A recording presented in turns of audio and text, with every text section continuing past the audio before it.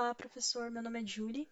Eu vim apresentar o trabalho prático, que é basicamente explicar testes de aderência com Q quadrado e exemplificar com um exercício tirado do livro. Então, vamos explicar teste de aderência. Os conteúdos dessa apresentação contém a introdução, que eu vou explicar um pouquinho sobre o que são testes de aderência e o Q quadrado. Eu vou explicar a resolução do problema e as referências que eu usei. Cada uma com vários subtópicos. Vamos lá. Introdução.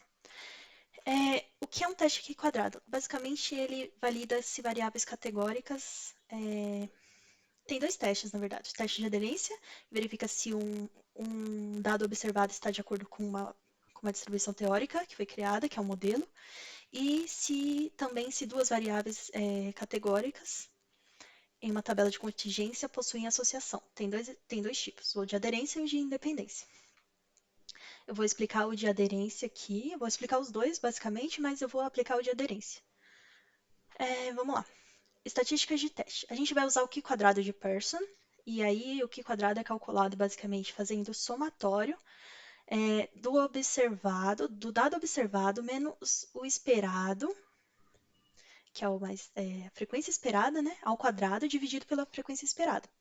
E essa soma percorre todas as células, então todos os dados observados. Vamos lá. Teste de aderência. O teste de aderência ele verifica se, como eu já disse, um dado observado está de acordo com o modelo teórico e ele valida se a hipótese nula segue uma distribuição especificada. Os graus de liberdade são calculados com grau de liberdade menos a quantidade de parâmetros, que é categorias, menos 1. Por exemplo, o que a gente vai fazer agora é testar se uma população de animais segue a proporção genética pré-definida. E os testes de independência, que é verificar se duas variáveis categóricas são independentes. Nesse caso, a hipótese nula é verificar se elas são independentes ou não associadas. E ele tem uma tabela de contingência, então ele organiza-as em linhas x e colunas y. E a frequência esperada sobre as independências é NI vezes NJ dividido por N. Os graus de liberdade são calculados como R-1, C-1, onde R vezes C-1, onde R são linhas e C colunas. A interpretação e decisão é o cálculo, isso no teste de aderência, né? O valor do Q quadrado, quanto maior a discrepância entre o observado e o esperado.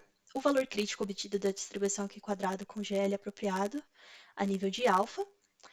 E a decisão é, se o Q quadrado calculado é maior do que o Q quadrado crítico, ou se o p-valor é menor do que alfa, rejeita-se a hipótese nula.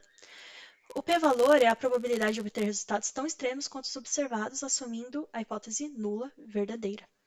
Vamos lá. Suposições e limitações. O teste de aderência ele é basicamente sobre dados categóricos, então de frequência ou contagens. A independência, as observações devem ser independentes, o tamanho amostral deve ser maior do que 5, maior ou igual a 5, alguns autores aceitam maior ou igual a 1, se tiverem poucas células. E o teste é assintótico. A distribuição Q quadrada é uma aproximação que melhora com amostras grandes. A nossa amostra é de 197, então vai ser um pouquinho assim, difícil de dizer se o dado realmente vai ser validado, né? Vamos lá. Resolução do problema. Então, o problema basicamente é validar testar se a frequência observada de 197 animais em 4 categorias estão de acordo com as probabilidades especificadas pelo modelo genético. Então, vamos lá. A hipótese nula. Os dados estão de acordo com o modelo genético postulado, ou seja, π1 0,650, π2 0,93, π3 0,158 e π4 0,93. A hipótese alternativa é que pelo menos uma das probabilidades difere do modelo postulado. A gente vai usar o nível de significância 0,05, que é 5%, que foi adotado como valor convencional, porque é muito utilizado na literatura no geral. A estatística de teste, como a gente disse, é a Q quadrado de Pearson, com 4 categorias.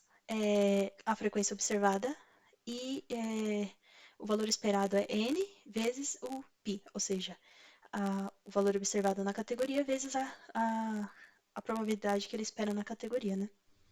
Perdão, a frequência, a probabilidade que ele espera na categoria. Daria a frequência esperada. Eu calculei os dados com o Python e aí eu fiz essa pequena tabela. Aí na categoria I foram observados 125, com 0,56 de probabilidade, que a gente já tem naquele dado do início, que é aqui. E assim por diante, a gente vai calculando eles, n vezes o observado, e a gente vai tirando a gente vai tendo os dados, né? Aí o somatório aqui deu 197, que são todos os observados. E aqui as probabilidades, que o somatório dá 1. Esse daqui tá errado porque deveria estar com vírgula, né? Eu vou corrigir depois. Cálculo detalhado da estatística. É basicamente o valor observado menos o esperado. E aqui é o mesmo valor, só que ao quadrado. E aqui dividido pelo valor observado, o valor esperado de novo. Fazendo o cálculo, ele fica com 17,5382. E basicamente o cálculo significa fazer isso e somar, que dá esse resultado. A gente determinou os graus de liberdade lá atrás, que é basicamente a quantidade de categoria menos 1. E igual a 3, a gente tem 3 como grau de liberdade. A gente calcula o valor crítico do Q quadrado usando o alfa, que a gente já tem que é meio, que é 5%, e o grau de liberdade que é 3. A gente consulta a tabela Q quadrado ou o software estatístico, no caso eu usei o R, e a gente chega que o Q quadrado é 7,815. A gente calcula o p-valor também. O p-valor é a probabilidade de obter um valor igual ou mais extremo, que Q quadrado. Ou seja, 17,5382. E aí a gente usa a distribuição acumulada complementar e o p-valor fica bem pequeno, 0,0055.